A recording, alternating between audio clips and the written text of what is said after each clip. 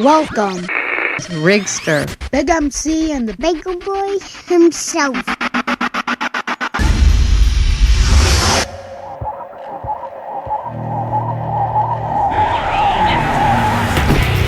What is it that we are meant to actually do? The right thing is not always the easy thing. There is a starting over. There is a forgiveness you can receive. You came up with a certain point here. It's a whole nother topic. I knew that I believed in God. I didn't know what God to believe in. Welcome to the World Gone Mad.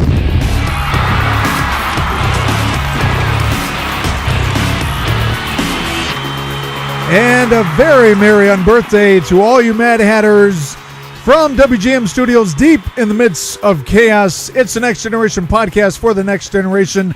Welcome back to the World Gone Mad, the least listened to podcast on the internet. I'm your crazy white fan host, the Baker Boy himself, here with the Big MC, and we're talking once again about this thing called judging a book by its cover. I don't know if you guys have ever seen, I would imagine that you have, because it's been viewed by 4 million different viewers, or 4 million times, this video about Susan Boyle on Britain's Got Talent. Have you seen the video? I've seen it. It's amazing. It is incredible. It is incredible. I love watching it because just the look on almost every single person in that crowd, including the judges. They're baffled. Here's this person who looks like the plainest of plain Janes, if we could put her in that category. And a pox upon me for doing so, but to quote the example, to make the illustration, she walks out on stage. She does not look as this world would perceive to be a civilized individual. She's not a model. Am I being overly critical? In fact, she was very unattractive, quite honestly. Okay. She was, very plain. She was overweight. Okay. She wasn't dressed in cool attire. Yeah, if you picture Brad's mom about 3/4 or a quarter of the size. That's how I picture her, Brad's mom. Okay, yeah. Mm-hmm. This was Susan Boyle. Yep. Now, granted, I think after listening to the interviews that she's given, she's probably one of the most sincerely genuine people who just have a really big heart on the inside that I've ever heard give an interview before. She ranks right up there with a few others and far surpasses many of the people that were in the crowd saying, "Oh, look at this person. I can't believe." And what were those people in the crowd thinking? "Oh, I can't believe she thinks she's going to be able to give us some great performance."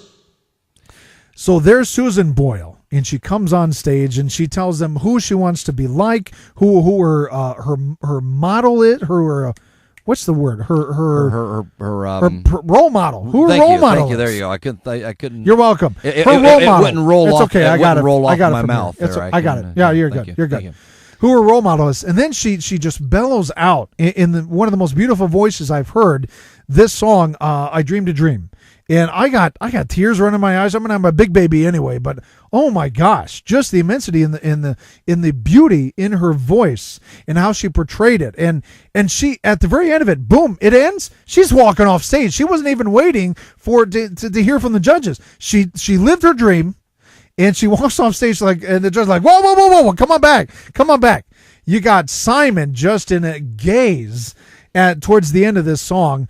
She had a roaring standing ovation, which just hit me right in the heart and said, how dare I judge this person and how ugly I must be on the inside. Mike, we were talking off the air, and you had shared with me a couple of experiences that you came into contact with on this judging a book by its cover. What were those? Well, one in particular, or at least one of them. We only have time for one of them, so go ahead and give. Well, I was going to give you actually. Okay, well, don't let me interrupt. Go ahead. Thanks.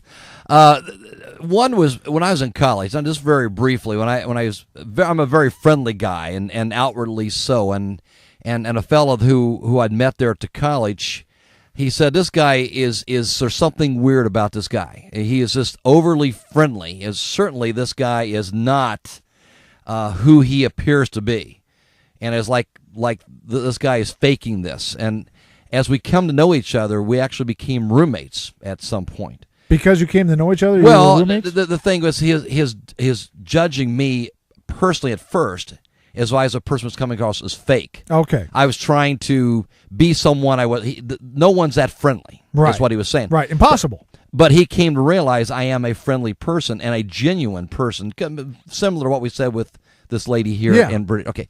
But one more recently, though, there's a student. We had an activity going on. And there's a student who came. He'd never been to our group before. Never been to your group. Never come before. And he's there. We're going on this trip. We're in a bus. We're getting ready to go. And I'm looking at this boy. He's got sunglasses on. He's kind of sitting back. Well, there's sunglasses, just kind of sitting back and kind of a gangster type. He's got the gangster lean. Yo, what are you looking at? Yeah, and he's got this attitude going on. He's just not smiling, and I'm thinking, This boy's got an attitude. It sounds like he's got an attitude going. He's got and I'm thinking I got to keep an eye on this boy, So at the activity, he makes he say who are you hanging out with?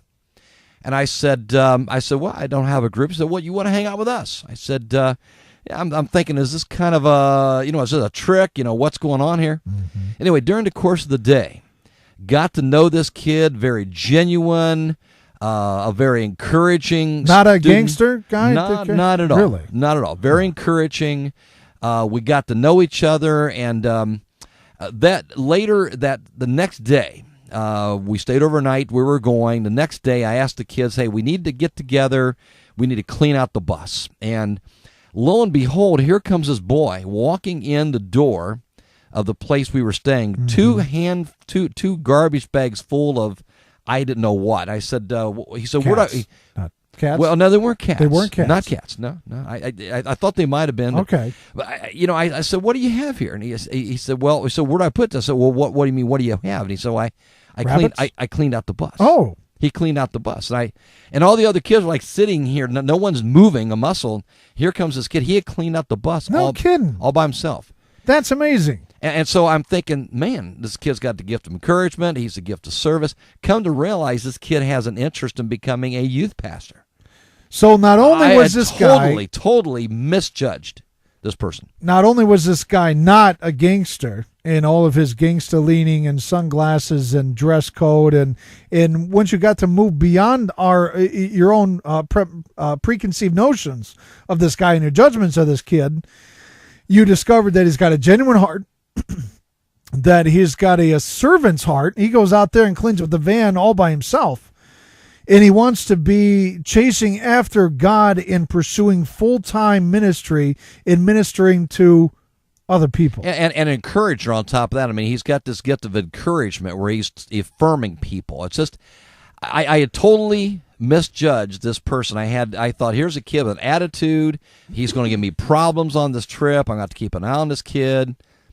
Nothing like that. And it's just like the thing in college. They perceive me as this fake individual who's just crazy. He's not this friendly. Discovered I'm a very genuine, compassionate, caring person. It's judging the book by its cover. Yeah.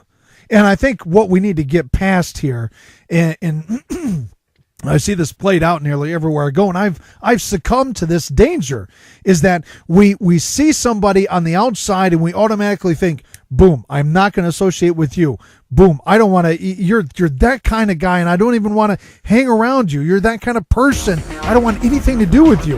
If we can get beyond ourselves for a few moments, if we can find out a little more about that person whom we are judging, then we ourselves become better people. What do they say? They say, improve yourself 1% every day for the next 100 days, and you're what? You're 100% better. What if we were to focus on getting beyond ourselves? If we lay waste to these preconceived notions that we see somebody based on their clothing and their dress code and their hygiene, if we can get beyond that and find out who they really are. Because we don't know their background. We don't know what's in their closet. We don't know how much their folks make or how much they make. We don't know how much soap they have in their house. If we can move beyond that and find out what the genuine part of their heart actually is, then we can lay waste to who it is that we think we actually are.